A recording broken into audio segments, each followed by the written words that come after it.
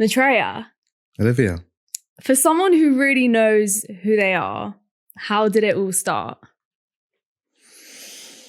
How did this all start? And I really want you to give me like a detailed story about this, like your journey.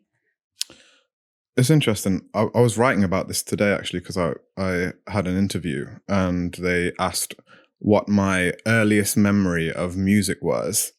And it was when I wrote a song about my parents' divorce when I was about 6 years old.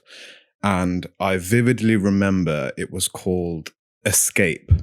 And I remember it saying, I want to escape from reality where my thoughts can't hurt me. And it was quite poetic. And I think a teacher found it and maybe reported it back to my parents. I was like, is this kid really writing this stuff? Like, what the hell is going on? How did she find it? I don't know whether I took it to school or writings at school or primary school or something like this. So that's like the earliest memory that I have of writing something. But then when I look back at pictures, I have baby pictures with headphones on attached to the stereo player, and me like 3-4 years of age watching Freddie Mercury at Live Aid, and watching Oasis, and watching music and getting instruments for birthday presents and things like this, and I look back at these pictures and I can't remember it now, but I look back and think, well, this clearly was something that was meant to be, because it started extremely young, and I think that was so part of my ingrained as well. Yeah, I think it was. Yeah, sorry, it just seems like it like started off so strong, and like there were all these different elements of you surrounded by music. That like I do get that. I think sometimes things are just meant to be. My dad played a massive influence. And my mother would play a lot of Motown and reggae, and my dad would play a lot of Eric Clapton and Queen and things like this when I was very little. But I do believe that there are some things that some souls come in already remembering, and it felt very much like that for me because it just started so young. Does your family have a history in music, or were you like the first one to? My granddad apparently, I never met him, but my granddad apparently played the piano in the pubs, and he would get paid with alcohol in order to keep playing all night. And my dad would remember him coming home, and around the time that my granddad was born, which was probably the early 1900s, if you had money to have a piano instructor, then you had money. So my dad because my dad was very poor, so my dad could never figure out how he managed to play the piano the way that he did. So my dad always says that maybe it skipped a generation and went to you, but no one really in my family in that way. I mean, my cousin is very musical, and she's a huge DJ. But other than that, no one really. So then how did that manifest into your later years, into your teen years, into your 20s and now 30s? Like, what was your journey with music? Well, I did some lessons at school, guitar lessons, things like that. And, I was playing like grade 8 classical guitar, and then I picked up GCSE music, and I remember our school had the funding to get these new Apple Macs, and they were the old school white ones. I don't even know if you remember them. They were like this thick, and they were white Apple Macs, and they had GarageBand on them.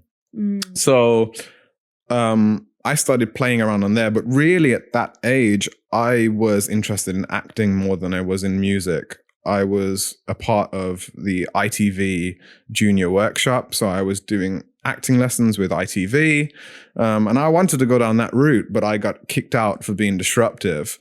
And then I thought, well, maybe that's that, well, not at the time, but maybe that was the signal to pivot towards taking up music more seriously. But I was making music at school. I was producing for kind of the local rappers. And I remember one time they wanted a sort of Nate Dogg kind of hook on one of the songs. So I did a little hook on the song and they were like, yo, you can really sing. You can kind of sing. I mean, I listen back now and I'm like, you know what I mean? But then how did they at the time say that you could sing? Was that because your ability just got better? I don't know. I don't know why I even started singing. I can't actually remember. I just remember. I think I remember them saying, hey, can you just try and put something on this record. And I did. And then I literally trained myself in how to sing, and I was producing these records for local rappers and stuff like that. And then it just grew from there. And I was putting stuff on Music MySpace. I don't know how many people remember Music MySpace, but I have no idea what Music MySpace even is. So oh man, I have to explain. Everyone remembers little Tom. Everyone remembers Tom in the little corner. It was kind of like a Facebook, a Bebo. There was these websites where where you do your music and have your photos. It was early social media days, very early social media days for musicians. Yes, yeah, it was specifically for musicians. So it was like a Facebook music. Oh wow! If I could put it that way. Why is it not around today? What's happened to it? Facebook completely wiped out MySpace. Really, but yeah. Facebook isn't for musicians. No. I don't know whether they tried to have a resurgence in it. But if they did, then I'd definitely be somebody who was champion that for sure. But it was wicked. It was wicked. Wow. Okay, so as you've started to grow as an artist, your whole journey, did you always know exactly what you were doing, or was there a specific moment where things started to click and you started to understand where you wanted to go? Because I'm thinking about myself, and I'm very much in my early days. I've literally picked up music producing just about a year ago now. And one thing that I'm struggling with is just understanding like where I want to take it. So did you always know like where you wanted to go? Or was it just like a thing that you had that I love this, I'm going to do it, and I don't know the answer now, but I will later? And when you did how did you know where you wanted to go basically? So when I was uploading things onto Music MySpace, I had a manager contact me, and I was about 15, 10 and 16. Mm-hmm. And he said, I really like what you're creating and you've got a lot of potential for your age.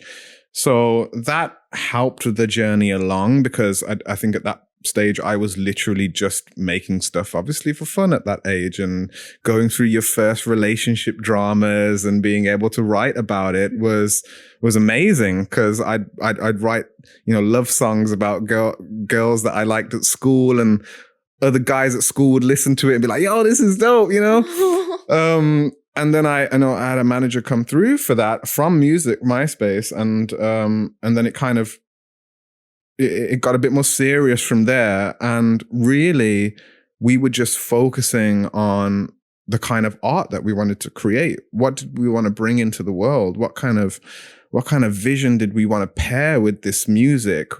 And it was really just inspired by just having fun and creating something which was, trying to be visionary, trying to be different.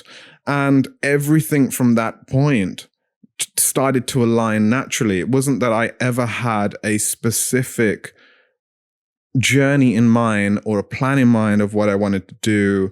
For me, actually, my concept of self was extremely fluid, and I didn't actually have didn't feel like I had a strong identity anyway. I think maybe from the outside I perceived that way, that I have a strong identity, but inside I felt very fluid and quite shapeshiftery like, and I didn't really know. I was just making stuff because it would come through, and I'd make it, and I didn't even feel that that I was necessarily that musically talented. You know what I mean? I feel like you were quite lucky to have that, because I think even 15-year-olds and 16-year-olds now, because there's so much access to Instagram, and you're even at a young age, like you're built to start thinking, what is the plan? Like even for me, I mean, I'm 20 and I'm still young, but I'm obviously not 15. Like I'm thinking like I need to have a plan. I need to have an image in mind. And what you're saying is that the reason why you've managed to gained so much success is because you didn't think like that. It's because you just thought, okay, what can I make? That is very aligned with me. Yes, it was more about concentrating on making something different, something that would stir people, something that would maybe cause a bit of controversy, maybe something that a sound that people hadn't heard before, maybe whether it's putting a filter on something that people don't usually put a filter on, or putting something through a guitar amp that you wouldn't usually put a guitar amp through, or that was the focus, or creating visuals that were the focus, that were different. And that then in turn mirrored back to me where I was going in terms of my image. What was your early music like? Because now you don't have that up. You have your recent music that you've uploaded this year, am I correct? There's some stuff from Mason Noise up there. Blow the Doors Off, Take a Seat. There were a few things that are up there, and I think that I was just trying to make kind of progressive R&B at the time. Something that I was young, and I was very influenced by Justin Timberlake and Pharrell and Neo and all of these people at the time. So I was trying to make R&B that it was a bit more progressive, and I made a song called Take a Seat, and it was kind of grungy, but at the same time it had them kind of Justin Timberlake high vocals on it. And SBTV was a big channel at the time that Ed Sheeran was on, and Jamal Edwards created, and he put me on the channel, and people were complaining because they were like, yo, this song shouldn't be on this channel. This is like an urban grime channel for the UK. And he put like my music on there because he was like, no, I really like the song. So after that happened, things started to get a little bit bigger. And that was when, after that point, X Factor happened. So then everything started to change. Oh my God, talk to me about X Factor, because you were on it. Mm-hmm. How many times were you on it? Just that you're only allowed to go on once. Okay. So you were on it once. Talk to me about it. What was it like? How old were you? 21. You were 21. Okay. Yeah. What year was this? 2015. Okay. Yeah. So how old were you? I was 10. So I'm just thinking, I must have been a 10-year-old looking at my TV, probably watching you on X Factor at that time. Very Most possibly. likely. Yeah. Very possibly. It's also, I watched X Factor all the time. Yeah. That was like the prime time for X Factor. I remember watching it as a kid, growing up watching it. And then, you'd watch the opening and you'd see all of the crowds outside cheering. And then I remember being there in that crowd thinking, what is going on? Like, what am I doing here? This is crazy. Filming for about 12 hours, doing the opening VTs, before you actually go on stage to perform to the judges. So talk me through this whole process. How did you apply firstly? Because I don't know anything. How did you apply? And then what were you feeling before you went on that stage? And what did you decide to perform? And how did that then affect your life? Well, I didn't actually apply. I at the time went to it was like a live gig, a live open mic gig in London, and I sat next to this woman, and I was talking to her and I was showing her some of my music videos, and then she handed me an X Factor card and was like, "I'm a producer. You should come and try out." And you had no producers. idea that she was connected to her? No idea whatsoever. So I didn't know that previously. That my manager had sort of thought about it, but he kind of didn't mention that to me. So it happened, and he was kind of like, "Well, this is clearly a sign then, because I've been thinking about it, but I wasn't going to go for it, and now this woman has handed you a card, so maybe this is a universe. Maybe we should try." So we had a audition with a producer, and then he was like, "Yep, that's cool," and then we went to perform in front of the judges. So you spend a load of hours doing the VT, and then then you get on stage, and there was about maybe 1,000, 2,000 people in the crowd or something, and Simon's sitting there, Rita Ora's sitting there, Cheryl's sitting there, and Nick Grimshaw. So I'd been practicing the song that I was doing in a studio, in a dance studio. So I was practicing dances, and I kind of sewed about 3 different songs together. I think it was Usher, Good Kisser, Usher, Good Kisser, Justin Timberlake, Senorita, and it was something else. I think I started with like Michael Bublé, Feeling Good, just to kind of make the crowd think that I was going into that type of song, and then you were like, psych. And then it was like bang. So no, I love that energy. I bet the crowd was like so excited. Oh, it was electric. It was electric, and I even think now, like if I was to do that now, I would. Yeah, even today, I think everyone would still be cheering on because. Oh yeah, no, but I mean, I would. Excuse my language. I'd crap myself if I was to do that now. But then back then, I had no nerves. And maybe I. Sorry, you weren't nervous at all. Not at all. Not at all. And I don't know why or how. I look back on a lot of that stuff back in that time, and I look at myself and I think, I mean, I definitely was nervous at parts, but I covered it up pretty well. I guess when you're younger, like you just... Blissful ignorance, you just like care less. I mean, I love how I'm saying this and I'm not even 21, but like I get it. Like I do get it. I feel like now I am more motivated to take more risks and like not really think of the outcome. But I feel like when you're older and like you have kind of passed your 20s and I don't know, you just feel like you have a lot more responsibility to You got more to lose. Yeah, you have more to lose. You also like, I feel like reputation then, like at that point is a lot more. Yeah. Like, yeah, for sure. I don't know. Yeah, for sure. So I did that audition, and I played with the crowd with that part in Senorita where, it says, gentlemen, ladies in that part. And I was playing with the crowd, and I went and I danced with Rita Ora, and it went viral.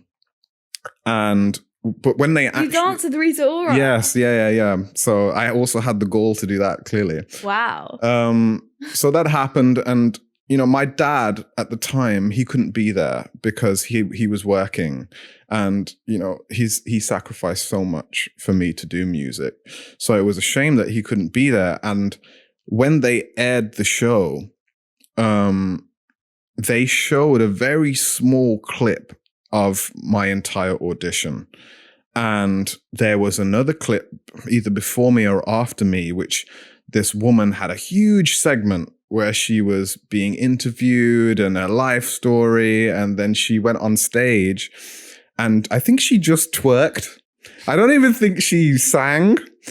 And, it's funny what they decide to pick to post online. So my dad's sitting there. I remember sitting down in the living room. My dad's got his beer. He's got his TV dinner ready to go. Oh. And he's watching me, and then my clip goes... And he's heartbroken, heartbroken because he couldn't be there. So he's beating himself up now because he's like, I wanted to see the full thing. Yeah. So maybe we can drop the story there. And then, because after this point is when everything changed after that point. What do you mean? Well, is this during the audition? Well, when I went back to do the 6-chair challenge. So I got called back to do the 6-chair challenge. Okay. And there are 6 seats. And there are 12 artists. 12 artists, 6 seats. So they kind of fill the seats up to start with, and then they start swapping you out. Okay. So it's brutal. There's about 3,000. Yeah, no, it sounds. There's about 3,000 people in the crowd, right? And they are literally baying for your blood. Like it's like an old Roman, what do they call it? Amphitheater. And they're all going, boo! Yeah, for sure. Like, keep him, get him out of scene. Oh my God. And surely then you were so nervous. Well, I was standing backstage. Still, you didn't give a shit. I don't know. I was standing backstage, and I seen people coming off stage and then crying their eyes out. And these are people that, you know, because you start that audition process with people, do you actually get quite good friends with people? And I always used to think when I used to watch these shows and they used to cry together and people used to get sent off, like, what are you crying for? But then when you're in it, but when you're in it, it's very get intense. it, because no one else is going through that process. Only these people can understand. So when you see people coming off that you've been chilling with in the queue and friends with and talking with and building bonds with, and they come off and they're crying and they've just been humiliated and this is what they want to do for the rest of their lives. It tore me up. And it was really hard. And I said to my manager, I was like, look, I won't take a seat if it fills up. If it fills up, I'm not going to take a seat. I'm out. We'll create a fuss. We'll get as much PR as we can from it, but I'm out. I'm not going to take someone's dream from them. I just don't want to feel like I want to do that. Which was ironic, really, because people thought that I was an asshole for what I did. Wait, but I don't understand what you did. Like, what was your intention in going there? Okay, so I was waiting backstage and I thought, okay, if this last seat gets taken now, then was that the last seat? There was a last seat before. There was two, it was someone on before me and then me, and there was one seat left. Okay. So I was like, if he takes that seat, then I'm going to kick up a fuss about the fact that my first audition got such little camera time. So I'm going to kick up. Is that what you did? So I'm going to kick up a fuss that the first audition got a little bit of camera time when, you know, people are here trying to be serious artists, you know? Yeah. So that was our excuse then. So the last seat gets taken. We go on stage. We literally make that decision right before we go on stage. We're like, what? We're like, okay, well, this is it. So we're going to kick up a fuss somehow. Oh my God. So we go on stage. The last seat gets taken. We're singing, I'm dancing, I'm doing everything. And then I go, okay, everyone in the crowd, put your phones up and film this because I don't want them to edit any of this out. No. So immediately Simon goes, what the hell is going on? I can imagine. I bet he's telling you to fuck off like straight away. I don't think he used those words, but close words. Everybody starts to film. And I say, look, I believe that I had one of the best auditions, but you cut my audition tape down to about 30 seconds. And I'm doing this for art and I'm doing this for artists, but you're kind of taking the piss. I didn't say it in those words, but I watched it back and I was like, God damn, I must have been nervous because that was intense. And everyone was just silent for a moment. And then such guts. Mate, then the boos started to come through and then God. And then me and Simon break out into this full-blown argument. Oh my God. And he's saying that I need to I need to watch this. This is interesting because I've never had to explain it in this way. In such depth. Yeah. So then, you know, we're arguing and he says, look, if you don't like this, if you're not going to say sorry to my producers, you spend hours editing this footage and all of this, then you can go. So I go, okay. Mic drop. Mic drop. Walked off. I got escorted out by about 8 security and literally pushed out of the doors. That is hilarious. And I remember just standing outside going, what the fuck's just happened? And then going to McDonald's outside and seeing a few of my friends in there that had, you know, not been successful, still miserable in Mackey's. And I'm going in there like, yeah, well, I just turned that down, you know, on my own accord. Yeah. So how has that affected you after? Because, like, as you say, X Factor's a very intense process. Well, I went back on the show after that. You went back on X Factor? Yeah. I went back after that. They called me up. They said there was a position for a wild card, and I got called back onto the show. Okay, so tell me also how long after that did you get called back? Oh, it must have been a couple of weeks, maybe about 3 weeks or something. Oh, really? I was imagining like 2 or 3 years. No. I mean, I went on the same series. I went back onto the same series as the wild card. Okay, so I got about that. Well, I got pummeled by the press. Obviously, you know, this was the most hate. at one point I was the most hated kid in the UK. It said on the front of one of the newspapers.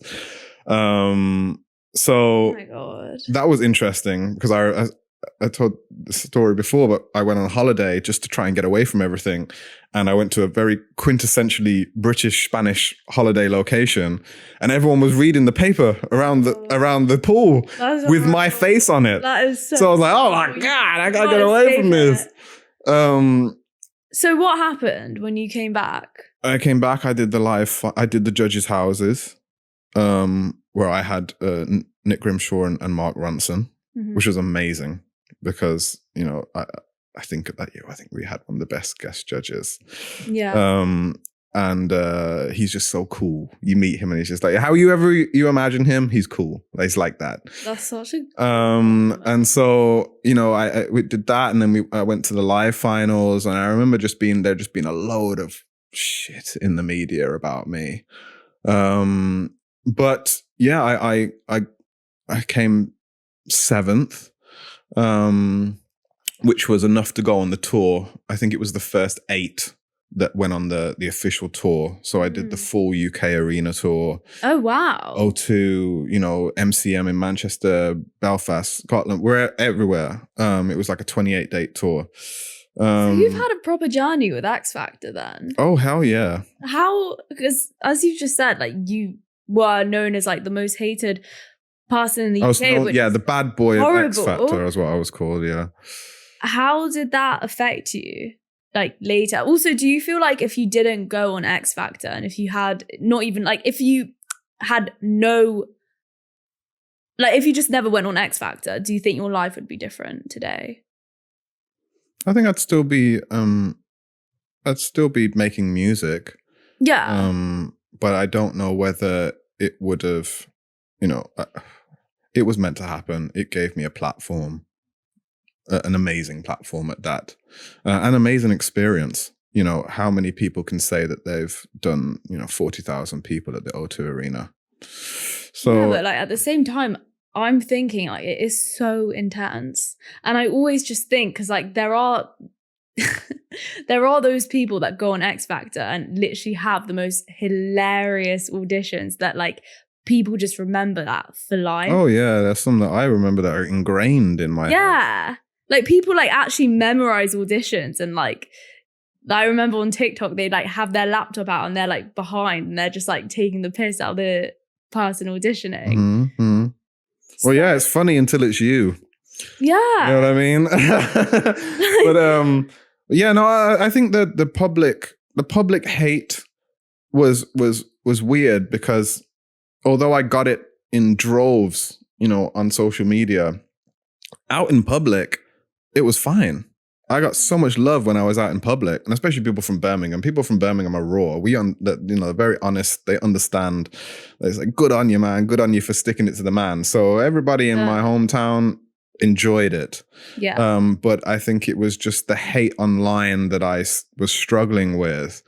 And you know, I had my dad around me and he was like, son, don't worry, don't listen to it, don't worry. And obviously, you know, you think at the time, oh my God, have I made the hugest mistake? My life's over. Thrown away my career? Is everyone going to hate me forever? And when you're like 21 and you're thinking, have I just pissed this up, you know, nationwide forever? When this is the one thing I want to do in my life. Yeah. It does get to you. I think a lot of it I probably repressed in the moment to have to deal with later on. And how did you deal with it? And also, how did you overcome it? Because I'm sure anyone that literally breathes today gets hate. So did that teach you how to deal with hate, or do you just not face it at all? That's a really good question. I think it definitely naturally gave me thicker skin. But at the same time, I'm still sensitive. So yeah, if people now, I mean, sometimes I still get it now, even like 10 years later, I'll have people comment things about that point on X Factor saying, you threw it all away. Why did you do that, you idiot? Like even now people get really passionate about it and leave comments on stuff. So yeah, it's weird, but I mean, there's so much separation in what's happened now that I can laugh about it. But at the time, I think it definitely, it was bloody intense for a kid at the time. Yeah, definitely. Yeah. Like, I think regardless how old you are, I think for a first-hand experience like that and having no prior experience to being exposed to such a large amount of people and like being on the front face of magazines and headlines, like that's a lot. Whether that's positive or negative, obviously like the negative is so much worse. But even if everyone's like cheering you on and that's even sometimes that's even worse. Still intense because it's like you got to live up to it. Shit, like I was like went from nothing to like being well known. Like that is terrifying. Yeah, because you got to keep it up then. Yeah, and that actually leads me to my next question. As a singer, I feel like singers have a lot more pressure to express themselves and to be vulnerable. And as you say, you said that you're quite sensitive, which I think is really strong and powerful because it means that you are able to experience things at its flesh. But how can you balance that as being a singer? Like how much of your personality and your sensitivity do you actually give out to the world without feeling like you're overstepping? Is there a boundary, or do you literally just let yourself experience everything that you want and like being the most vulnerable that you can possibly be? Because you songwrite, correct? So you make your own lyrics. Yeah. So how much of that is 100% like your vulnerability, and how much of it do you at the same time keep back? Now when I'm writing, it's 100% and more that vulnerability. I think that you should be prepared to share all of yourself. You don't necessarily have to. And there are right environments for it and there are wrong environments for it, but you should be prepared to either way. And if you have come to terms with everything that's happened to you in your life, then you wouldn't have an issue sharing it. You only have an issue sharing something if there's something unresolved around it. So for me, it was about being comfortable very quickly with who I am at my core. Because if I'm not okay with who I am at my core, then there's always going to be, then how is anyone else be? And there's always going to be an issue with with drawing that line when it comes to vulnerability. Yeah. And then I'm going to be in situations like this where I'm worrying about what I need to say and what I don't need to say. Yeah, that's so interesting. Did you ever face that? Head on. Yeah. Give me an example, because I feel like sometimes I face that a bit.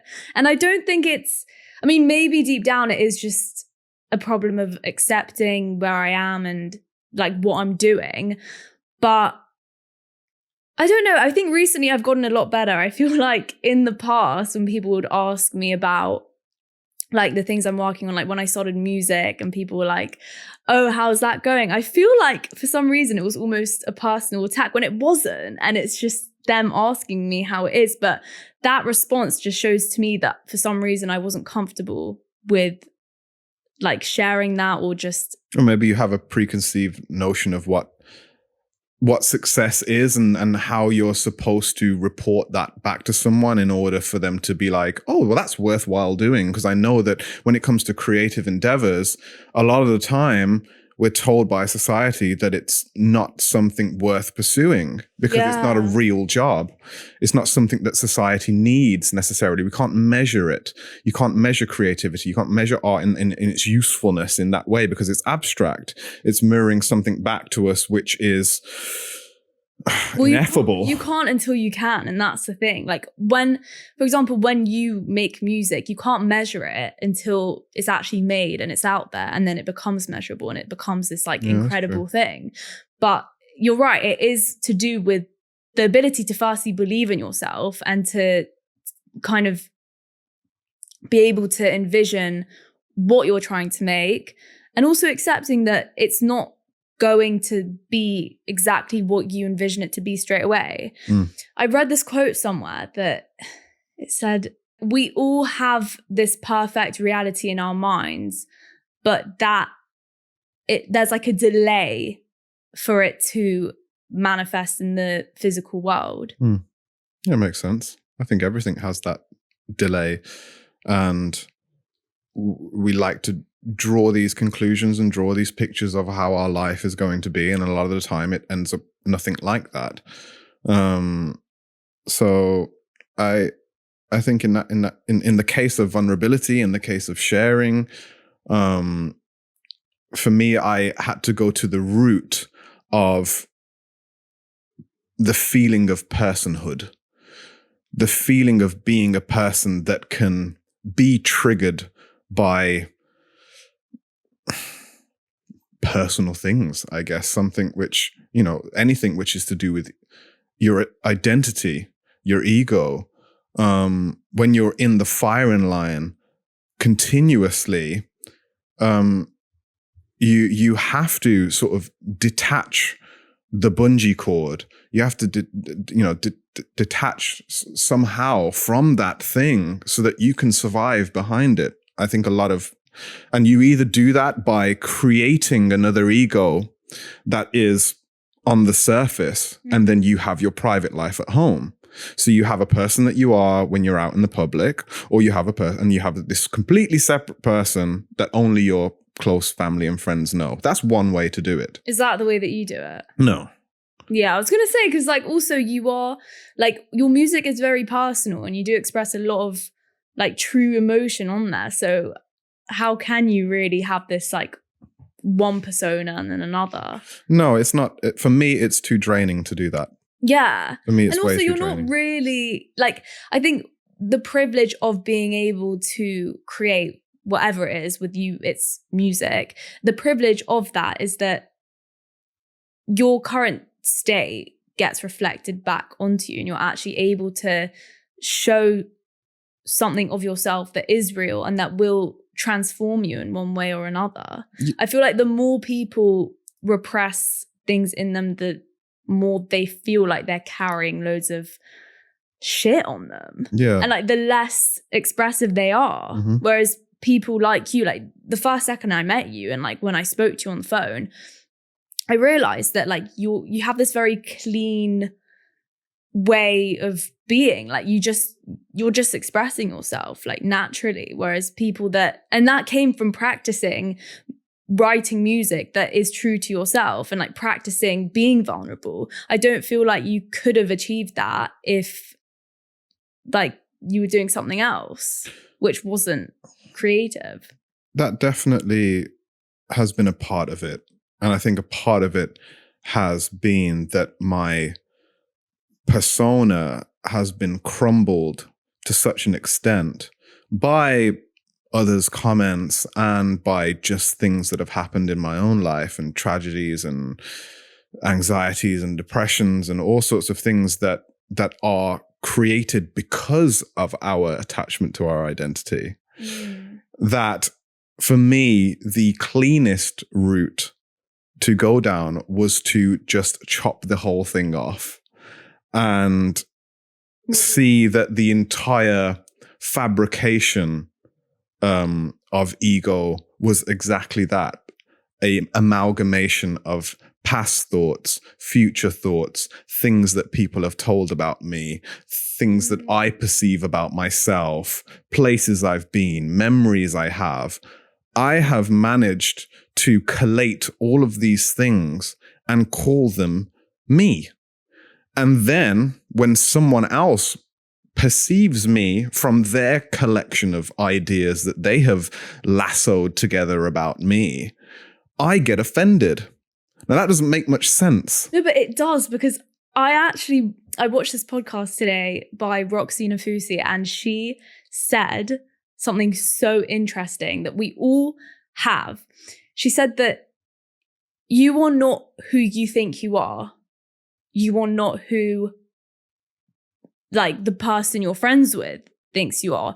You are who people think you are. Like, yes, I get what you're saying. do you know what I'm like? Yes. I forgot the actual quote. It's like, you measure yourself, like you act accordingly to what you think this person thinks. Yes. Of you. Yeah. And that's why, like, when you're hanging out with someone, different sides of you come out. Like, you're not the same person with everyone. No. And part of it is because you are showing a side of yourself that you think that they think Yes. you are. And also that there seems to be this fallacy that the currency is being consistent rather than the currency actually being truthful. And when you're truthful, you are changing all the time. And your truth changes all the time. But when you commit to consistency over truth, then you put yourself between a rock and a hard place, because now you have a fear about changing and evolving, which is something which is extremely natural. It's extremely natural, but then also our attachments to our identity, especially today, is quite unhealthy. I think a lot of us are forced to have like these really strong identities, and like it just makes it so much harder to accept that like we're going through another route. Like, this isn't who we are anymore. I feel like people today forget that identity is a tool to help us rather than something that we need to be glued on. Yeah, I agree. I think for me, it became something which was very practical.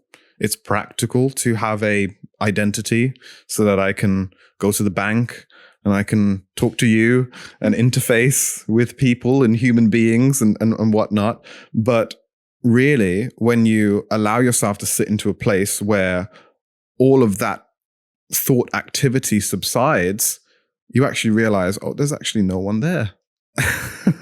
Which is quite, Wait, no. Quite funny. What do you mean by that? Well, let's take this moment right now. And we sit here and we can just follow our breath, and we can not have any thoughts about the past or what we've done today, or any thoughts about what we're going to do after this, or any thoughts about who we are as people. What's left? Two people sitting on a couch. Just presence. I get it. Just presence. Yeah. That's all that's left. So that must mean that there is something that exists, whether you are trying to exist or not, whether you think that you exist or not, or whether you're having thoughts or not, something exists. So that for me was maybe the awakening moment, or something that, oh, maybe I'm not who I thought I was. Maybe actually I'm this thing, this presence, pretending to be somebody, or at least this presence has become attached with this body and the idea of myself just because of conditioning. But if I still feel as if I exist, and there is a feeling there of beingness, even when all of these thoughts have subsided, even when you're in deep, deep meditation, or you don't even have to be in meditation. You can just be sometimes you're just in that flow state. You're in the zone. You're making music. You're in the studio. You're not thinking about who you are. You're just in the studio. The music is coming in. You're playing. You're talking to your friends. You're laughing. You're vibing. You're not thinking about your history. You're not thinking about what you have to do tomorrow or whatever, but you still exist. You're not trying to exist. So therefore, what is it? What is it that's existing? What is it breathe when you start to breathe in meditation and you're following your breath? And then you let go of that focus of following the breath, and you realize that the body is just breathing itself. You don't need to consciously breathe. You're not consciously breathing when you're sleeping. The body's just breathing. So when you start to feel, wow, my body's breathing up, but all by itself, then you start to realize that all of these functions are happening by themselves, including your thought processes. Your thought processes are happening by themselves. Yeah. A lot of these things are just programmed things that you think of and do every single day because you have to. And they're all conditioned by the fact that one time you dropped your ice cream when you was a kid and it really destroyed you and you didn't get another one. So now everything that you do in life is based on that loss and that fear of loss. So This is such a great stream of consciousness that I'm getting from you. But you see where I'm going. I get it. And like what made you get to that point to make you question that about yourself? Because as you say, like you literally shifted completely. Yes, I had a lot of death in my life. I think it started off with my grandmother, who I was extremely close with, and then it happened with my girlfriend, the partner of mine. How old were you when? This was the year after X Factor, so I was 22. So at that stage, when something like that happens, where you allocate that for something that only happens to people on the news, you know, it was like, okay, reality check, because here today, gone tomorrow, now what? None of this really matters, does it? The fame, the money, because, you know, if someone so beautiful and so young can be taken so early, what the hell am I doing? What does this all mean? So I spent a lot of time going down the religious path, looking at different religious texts, because I simply wanted the answer to what happens to you after death. Yeah. I felt like I needed to know for my own... For clarity, and also like for solace, for... You're not also like to lose a girlfriend at that age. You're so young. It's not something that you even think of. No, not at all. So that led me on that journey, which, yeah, that she was my angel, because I think if she didn't knock me off the path that I was on, then I could have very easily wound up in an extremely toxic situation. Really? I think fame would have just done that to me. Yeah. I was very close to that echelon, let's say. Of what? Just chasing fame? Of chasing fame, of being very famous, if I really was to double down and pursue that. Yeah. And I think because of naturally just who I am as a sensitive person, I could have very easily got swallowed up in that world, because I didn't know myself at that point. I was still pretending to be a somebody. That's so interesting.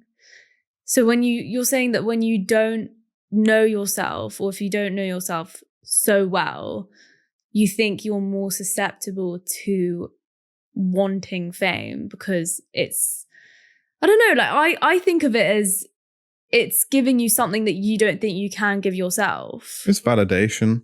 And then, yeah. So do you feel like that experience made you closer with yourself, because it made you question yourself and reality and what it meant to be gone one day?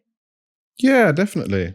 I think that, I had a persona at the time, and when that happened, just everything, I can't really explain. It's very hard, but you know, I'm sure people understand that when they lose somebody very close to them, when you're in that place, everything's so present. Nothing matters. Really, nothing matters. Today doesn't matter. Tomorrow doesn't matter. Nothing matters when you're in that place. So then there's literally nothing to hold on to.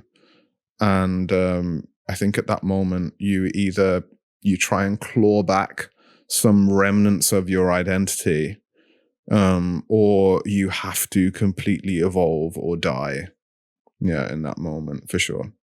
So you learned what it meant to stay grounded whilst also building an image of an artist, which I feel like a lot of artists, whether you might not even be in the music industry, but just artists and creators in general, struggle with. So what would your advice be to artists that are still trying to find themselves, or have found themselves, or who found themselves and then still struggle to keep the balance of being grounded and building this image of themselves, what would your advice be? I'd say don't focus on your image. Focus on what you want to create. The image will come. The branding will come if you have a strong enough vision about what you want to create. And that has to be a long-term thing. It can't be short-term. It has to be something which is connected deeply to why you're here in the first place. Why am I here on this planet? What am I here to do? What has the universe sent me for? These are all like empowering questions that you can ask yourself. What am I really here to do? And the thing is that, you know, most of us know what we're here to do, but we turn it down or we deny it. Why do you think people turn it down? Because they think that it's out of reach. Or I don't know, you know, maybe someone will say, you know, I'm here to help people. I just know I'm here to help people. I work as a receptionist, or I work in a restaurant, and just people come to me and they talk to me and they tell me their issues, and everybody comes to me, and I'm always that person in my friendship group, and I'm always this, and I just have this feeling, and you know, blah, blah, blah, blah, blah. But whether they then go online and research that counseling course and let that inspiration take them as far as it can take them is a different question. And I'd say that we stop ourselves in that pursuit of excitement. And a good way to tell whether you are meant to do something or not is to journal every day. And if that thing keeps coming up, then you're meant to do it. But a lot of we stop ourselves, you know, whether it is, oh, well, I don't think I'm good enough, or that would never happen, or this. That's not your job. That's not your responsibility. Your responsibility is to take that when you feel that little bit of excitement, you know, I really feel like I want to do this, and you feel that excitement, great. Do it. Take it and take it as far as you can take it. Because also, and then leave it. If that thing is wrong for you, it still leads you to the next thing. Something else. That then leads you to the other thing, which essentially will eventually lead you to where you're meant to go. I'm a huge believer of that. All I have done is followed the breadcrumbs. That's all I've done. And I have not been really too tight in the plan or wherever all of this has gone. I've really practiced surrendering and getting that feedback through the responses of my environment. In order to be like, okay, well, that's where I've got to go, or okay, well, that's what I got to do, and I am never really thinking about, well, how am I, to bring this back to what you said earlier, I'm never really thinking about, well, what does my image look like? I'm thinking about, what do I want to make that's cool? What do I think that's cool that I want to make, and that I look at and think, you know, I've made something there and I'm really happy with it. Like that's what I'm thinking, and I'm also trying to do something that hasn't been done. So I'm always constantly thinking about, what can I do that hasn't been done, or how can I do this or how can I do this in a different way, or this in a different way, rather than chasing trends or trying to do something which is popular because it's popular in the moment. I think, for me, I personally think, well, how can I do something that's completely different to that? How can I go the other way? If everyone's going left, how can I go right? Yeah. So that takes me to another idea of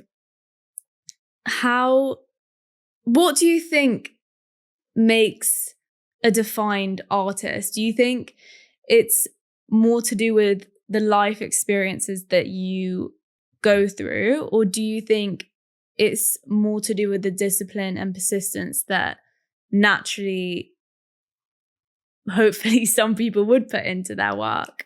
Yeah, it's both. You need to have I mean, I don't like to say that you need to have discipline or that you need to have motivation, because sometimes I'm not disciplined and sometimes I'm not motivated. But if you have a strong enough vision for what you want to create for yourself, then it creates those conditions for you sometimes. I agree with that. And the other thing, you said it was discipline, and then you said life experience. I really do believe that everybody has the ingredients for what they want to do encoded in their life experience already. everything that you have experienced is the juice for what you've got to do. Everything is there. Every anecdote, It's true, because it does make up for a lot of like the personality and the type of character that you are. But if you're always thinking that you need to look outside yourself in a way that you need to insert anything else other than your own experience, then you're always kind of going to be at a loss. It's just actually that you need to look at your own experience in a deeper way to look for the symbolism that's coming forward. And a lot of us are sort of trained out of looking for symbolism because we think it's something that only happens in movies or something like this, or, you know, we understand that synchronicity is a thing, but we can't quite explain it. So it's hard to quantify. But everything that you need to know can show up in your experience, sometimes immediately, if you're willing to ask for that help or ask for that sign. Look, pay attention, and you'll start to see that the universe talks to you quite literally, whether it's you're thinking about something and you sit in the car and you turn the radio on, the first song you hear, the first line says something, and wow, that's my answer. Or you thinking something and then you go, oh man, give me something. You look up at a billboard and you pick out that one word and you're like, Give me an example from your life where that's happened. I thought you'd say this. I've been preparing for that. Silly examples. I don't know, maybe, you know, I've had some difficult conversations with people in a kitchen, and at the moment where I felt that grumble in my stomach, I've opened the cupboard and saw the word strong on the cling film. And I'm like, oh, okay. I just need to toughen up in this moment a little bit. Okay. Something as simple. Yeah. Something as simple as that. Seeing the word strong when I'm having a moment where I'm talking with somebody and I'm struggling. And I open the cupboard and I see the word strong. That's interesting. Okay. Well, there you go. But if I wasn't looking for that, or I didn't at least have in my mind that was a possibility, then, you know, I could have missed that. And I would have missed that opportunity then in that moment to recenter myself. Yeah. Oh, take that breath in. Okay. Yeah. And that's a very silly example. I'm sure there has been tons. There are tons, and like I said, these things can come in the form of people. When you're getting a coffee and someone says something, or it can come in the form of the radio. It can come in the form of whatever, anything, an experience, an opportunity, whatever. Like the shape of a cloud, even shape, whatever it is. But you just have to first allow that, entertain that as an idea, and then it can start talking to you. Right. I want to talk to you about your process of making music, because also this is going to be so interesting for me. Where do you start? Do you start off with an experience that you want to write about, or do you literally open up? What do you use, Ableton? I use Logic, sometimes a bit of Pro Tools. So do you open Logic and just start off? Sometimes I just show up. Sometimes I'm not in the mood to make music at all, but I just show up.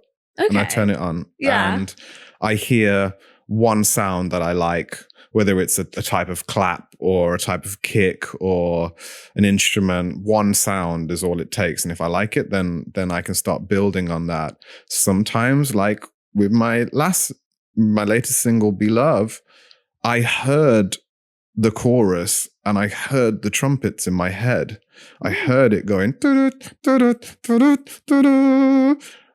it kept playing. And I think if I can, then I get in the studio and I just get it down as quick as possible. I'm not trying to forget it perfectly. I'm just trying to get it down as quick as possible and get the whole thing down as quick as possible. And then, I'll take it to my engineers and I'll say, let's do a bit of sound design with this. I really want this to sound like this, or I really want this to sound like this. So this is kind of close as I could get it. Okay. And then we'll work on how I really want to get that sound and where I want it in the stereo field and how I want everything to interact. But do you structure it, or do you literally throw everything onto that project and then take it to your sound designers and say, this is literally all I've got? Yeah, no, sometimes I'll come up with the structure of the song. And then, but you need different ears on things. If you're a producer, if you're a singer and you're producing your own stuff, then it's great to have different ears on it, because you're always going to get oversaturated with what you're listening to. You're always going to have a certain perception about it. So it's great to hear other people's, and then someone will say, "Oh, I can hear this on it," and then as soon as they hear this and they put a little thing on it, it takes the whole track to a whole other level. Do you know what I mean? And then you're like, "Oh, now I see. Now that's just opened the door for this song to have a whole new life." And then you start creating something where the track, it might go completely off, and then you might, sometimes I find myself, I'll do something and the track will go completely off, and I'm like, I need to bring it back. I've gone too far from the original idea. I need to bring it back. Now it's taken on a whole different form, and then it gets to a point where I could have an A track and a B track at this point that on the same thing and the same song. So you got to remember what your vision was for the original song and stay true to that. But it will come in all forms. For me, it comes in all forms, whether I hear the rhythm first and I hear that, like for Eagles, for example, I heard the rhythm first. I heard that was literally me in the studio the other day. I was with my friend and our teacher, and I was just saying to them, guys, we need to add this sound. And they literally go, da, da, da, da, da, da, da, da, da. And they're like, okay, say that again. And I'm literally just making beats out of my mouth. And it actually made it really cool. And also another thing that my friend wanted to add, she wanted to add the saxophone to this house track that we're making. And it's very not us. Like for some reason, we just don't, I don't know, but she wanted to try it out and it worked so well with it. So I don't know, that was kind of just like a moment of realization that it, just because you don't feel like it can work at first, like just experiment with it. Just play around. Like you don't know what could be possible with that. You've got to make sure that you're enjoying the experience as you're making it. If you're not enjoying it while you're making it, then it's not going to have that essence that a great record has. Do you know what I mean? It's not going to have that sparkle. When you're making a great record, it's because all the energies at that point are concentrated into that one thing. And also I find that, like, correct me if I'm wrong, but it's not even to do with that. It's also like, if you're passionate enough about it, you're passionate and willing enough to sit down on the most minor details of a sound and just tweak it and like play around with all the tools that Ableton or Logic has to offer. Yeah, you got to be a bit of a nerd. Yeah, like the other day we were tweaking the most minor things because we were so head on with like what we wanted to make. Yeah, but I would encourage artists who maybe, if they're just a singer or they songwrite and they're a singer, but they haven't necessarily been accustomed to the studio experience, or they haven't, done much producing, just do it for yourself and get a hold of, whether it's GarageBand, Ableton, Logic, whatever DAW you want to use. Just because you'll find ways that you want your vocals mixed, or you'll find ways that you want your sound mixed, and you'll be able to go to the studio then and actually create an identity around your music. Because if you don't know how you want your vocals mixed, if you don't know how you want your music mixed, if you don't know where you want it sitting, then you can't design your own sound. Someone's going to put your record on and they're going to go, well, it sounds like this, and it sounds like that, and it sounds like this. But if you know yourself, well, I know kind of where my vocal kind of sits, and I know where I want it to sit, and I know the kind of reverbs that I like to use. I like to go heavy on my reverb, or I don't really like to use much reverb. These are all things that start to build your character as an artist, because that's how I do it. How did you learn to understand what worked for you and what didn't? Is it just through experience? Well, I worked for Apple when I was young. When I was about 16, it was my first job, and I worked for Apple, and there was a load of dudes in there, and some of them were signed to Sony, and I was playing on GarageBand at the time and learning it through some of the guys there, and then learning Logic, and So I started really young learning these types of things. So it gave me the ability to when I did start going in the studio, I already knew what I wanted. I already knew how I wanted my song to sound. I already knew what kind of instruments I wanted to use. I already knew all of this because I'd started very young and I was just playing with this stuff. Like you said, I was up till sometime my dad would have to come in and tell me, you got to go to bed, son. Because I'd come back from school and I'd be there just going through around. You know, as you go through the library of sounds. Yeah. You've got all these sounds and you're just doing it for hours and like, no, I like that one. You know what? That's drag it in. Equivalent of like media students picking the perfect font for their text. I've heard that they spend hours just picking like a perfect font. So it is the same. I'm sure. But what advice would you give to people that don't naturally have that ability to understand what resonates with them and what doesn't? And like if reverb is like where they want to stand out in, or like what advice would you give for people that are still discovering their taste in being a musician and producer? Sit down, put on your favorite album from start to finish and listen to all of the things that make you like that album.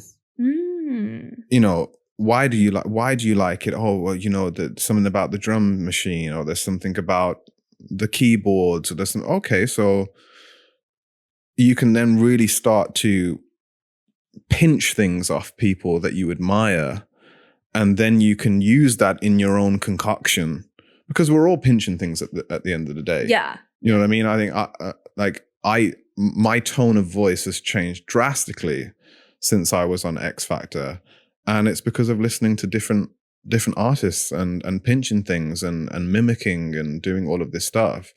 So you gotta listen to the greats. You gotta go back in time. You gotta listen to all the great music, or you gotta put on your favorite album. You gotta listen carefully. You gotta close your eyes. You go into that state where you're not thinking about anything else, but you're just listening, and you just kind of dissolve into that stereo field. And then you can hear all the tiny little nuances, where you can hear that the hi-hat has been put up here, you know, and you can hear that the guitar on this record is panned into this side. You know, in Motown records, you'd listen and the guitar's like panned super left or right stereo field, and the kind of vocals panned a little bit to the right or to the left. And, you know, you feel like you're in the room with those instruments. Oh, okay. Well, that's how something like For Our Senorita, as Justin Timberlake, was mixed. When you listen to that mix, it's as if you're in that bar in Cuba. You can hear the drum here, you can hear the guitar, you hear the bassist, you hear, and you're in that space. Now that gives me a live feel. Oh, okay. So I know now that I can create a live feel if I'm putting my strings over here where they're located when you listen to an orchestra. Okay, the violins get placed in the left side or the right side, or with the cellos, and you start to play with all this stuff. Okay, now I'm creating a space, I'm creating a vibe. So it is practice, and it's paying attention to what you're listening to and going through each instrument in your mind and how the vocal is and all of this stuff, and pinching the best things. So to some extent, imitation is actually important for us to do, to some extent, to figure out. It takes you so far. To figure out what it is we want to, because like, you're right, the things that we like obviously speaks to us in some way. So it is useful to pinch off that and use it, and then figure out what it is we like about it, to then figure out what it, and then make something of your own. But yes. I think today imitation is like just so, like, it's just like everyone shits on it, because I think a lot of people think that imitation isn't authentic, and it means that you're not actually being different, and you're just trying to be someone else. But in reality, all it really is just being inspired by something and like expressing yourself in something that you like. It doesn't mean that you're necessarily imitating exactly. It's not like you're going to be the next Weeknd or like the next Adele.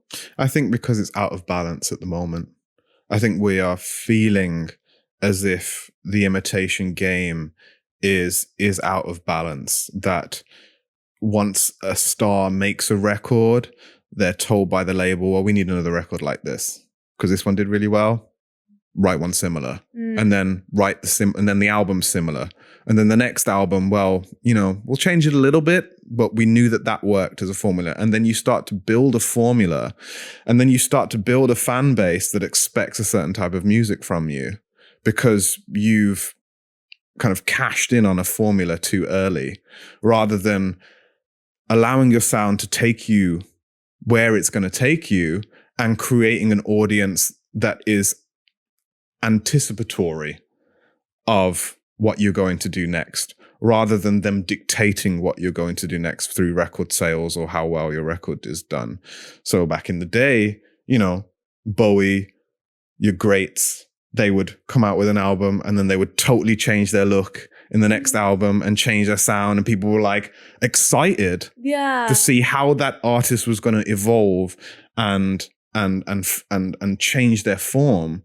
Now, if you're not the same form as what I previously bought into, I'm disappointed. I want my money back, because we're stuck in these grooves. And so I do feel like there's an imbalance in the imitation part of it. There's not enough novelty. There's not enough, well, I like that, but how can I now change that or alchemize that with something else to create something which is completely new? We're too scared to do that because it doesn't garner the results that we want immediately. Do you feel like you can do that without feeling any restriction? You have to create the limitation for yourself. You have to create some sort of boundary, whether that's what am I going to write about, whether that's what kind of genre is this sound in. I mean, I struggle with genres in that way anyway, because I kind of fuse multiple different genres, but what is the sound like? What is the song? What's the message conveying? Now I've created my parameters. Now I can create within that. Now I can go wherever I want, but within that. So you have to create some sort of parameter for yourself, or else it will just get lost. We still need structure for something to be memorable. We want that song and that hook or that refrain or that melody or whatever it is that gets stuck in our head. We want that. We want the simplicity of that. So we're trying to bridge that gap between simplicity, complexity, and novelty, and something that somebody can already relate with. So you're kind of, and I think, what's happening right now is that people are becoming oversaturated. We have a few big artists at the top, and everyone else is trying to imitate them because that's the only way to gain some sort of success. And now music because of that, has become a thing that we listen to whilst we're doing something else. Whilst I'm doing the dishes, I'm listening. Whilst I'm cleaning, whilst I'm doing my homework, whilst I'm this, whilst I'm that. It's not something that we sit down and just listen to anymore. People used to sit down, have a glass of whiskey, put the record player on, and that was their evening. Just chill. And that was their evening. Yeah, and not have to multitask or do something. Now music is a background filler. It's true, it is. Like, even I am guilty of using it as a background filler. Sure. But would you recommend for someone like me, for example, to not use it as a background filler and to actually say, tonight I'm literally just listening to music and not using it as that's your chance to do that in the studio. Like when you're in the cave, when you're in that environment, I love it. And you can go in and start the session off, listen to some stuff, get inspired, and then go into a session. Allow it to be a session that can do this, rather than just going in and feeling like you need to make something.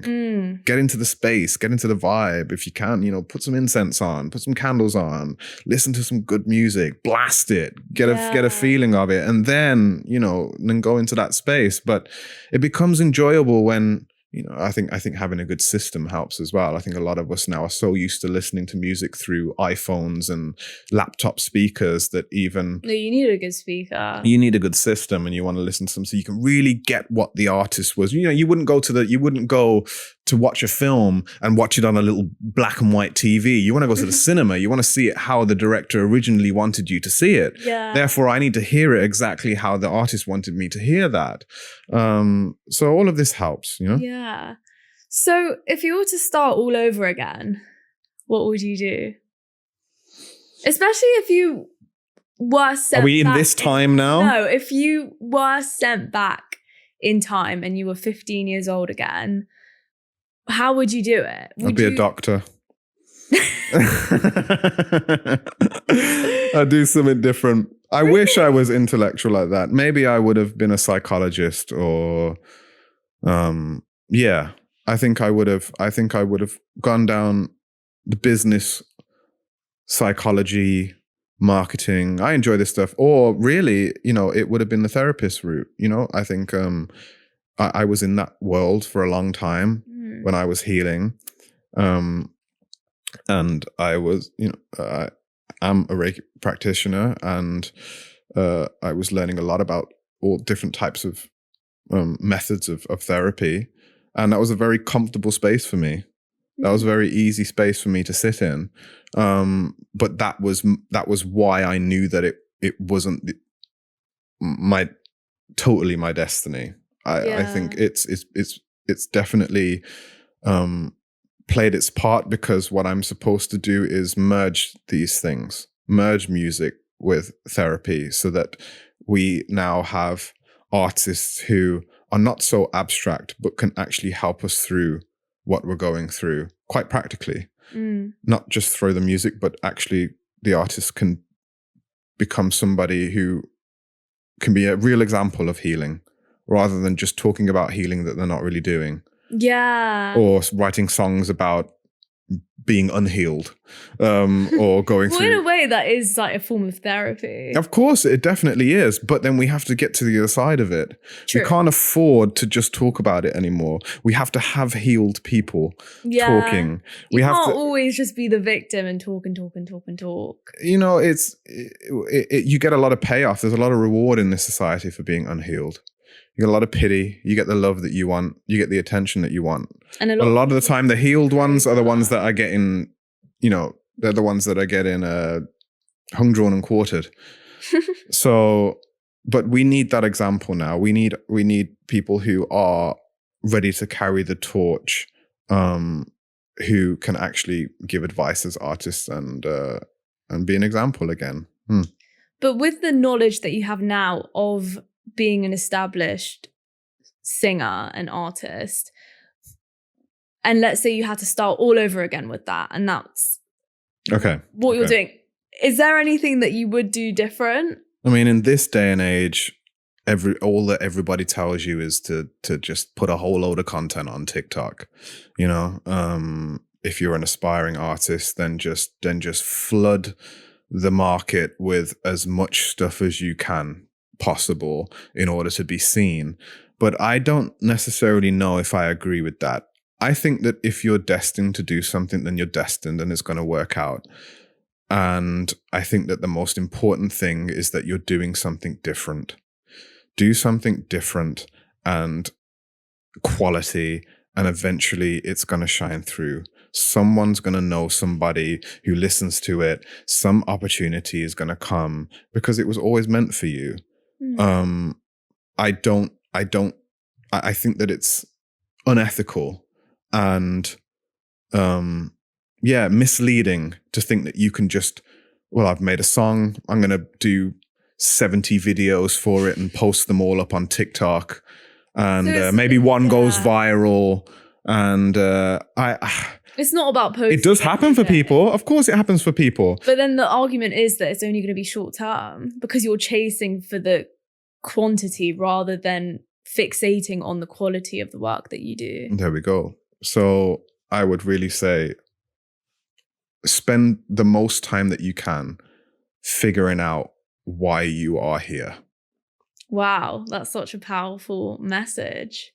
Well, Thank you so much for coming on here. This has actually been such an interesting and informative conversation. I feel like just speaking to you, I've learned so much about music, and also it's given me so much clarity on like where to go, because you are someone with a lot of experience, and I'm pretty much like the opposite. I'm like in that starting lane. So it's been really great speaking to you.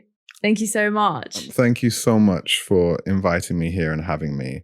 And this is what makes it worth it for me, because if you can come away even feeling like, you know, you have a little bit more clarity from my story, then it proves what I was saying earlier, that the experience that you have in your life is enough. Mm-hmm. And it's enough then to inspire other people. If you don't think your life experience is enough, then maybe you just haven't mined it enough yet. You know, maybe you haven't gone to the depths of which you can about the meaning of things that have happened to you. Maybe you still need to explore things a little differently. Or maybe you do need to get off your couch and go and find some experience. Go and actually do some stuff and live your life and go out there and just do it. So you got to measure that for yourself. But thank you so much, Olivia, for having me. I really appreciate it. Thank you. Thank you.